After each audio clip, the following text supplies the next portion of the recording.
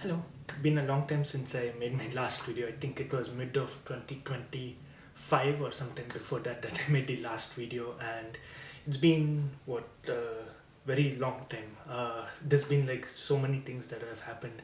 New place that I moved to, then lots of things at work, lots of side projects I've been working on. So been relatively busy, and I wanted to make videos but never really found the time. But 2026 decided to get things started again with a new video, and this video is actually something I wanted to make for a very long time, and I thought I made it when I first started the channel, but I went through everything that I uploaded and couldn't find it, so decided might as well get it out of the way. So in this video I want to show you what's on my device that I've been using for the past 4 years. Mostly I'll be focusing on the phone, but if you want me to show show what are the other things I have on my other devices like my Mac, let me know and I'll make that video. So let's look at what's on my device for 2026. Let's get started with the lock screen. Lock screen in my case is like pretty constant. I don't change anything. Only occasionally I'll go ahead and change the clock in case I want a different look and feel, but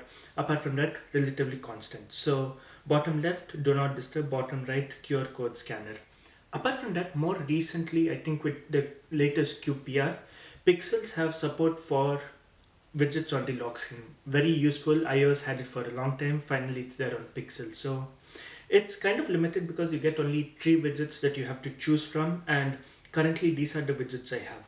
The very first widget is WidgetDeck, which is an application that I built to mimic the iOS's Smart Stack widget on Android without needing an additional launcher or anything. I don't want to unlock my phone at the moment. So WidgetDeck, you can customize as many widgets as you want, whatever I've provided. Currently there are 4 widgets, but more widgets are rolling out in the future. So there's world clock because I work with people across different places. Then you have the battery widget to know how much battery you have. Then you have today's event, which pulls in the events from your calendar. And finally, just a clock to see the time and the date. It looked nice, so I built it over there. After that, the Google Home widget for controlling devices in my house, and then the Google News. There is a huge winter weather storm coming tonight. Hopefully it's not too bad, but yeah, that's basically what's on the lock screen and the lock screen widgets. Now let's go into the main screen.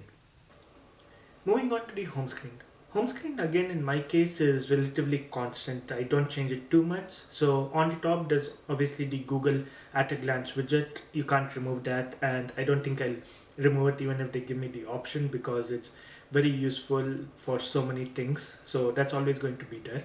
After that I have the WidgetDeck widgets, which I talked about on the lock screen.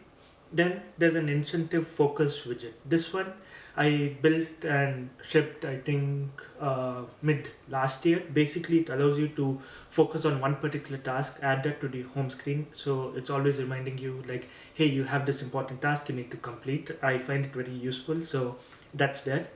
Then I have my Duolingo widget, Bonjour Kava. Basically, hello, how are you? Because I'm learning French, showing off a little bit of French.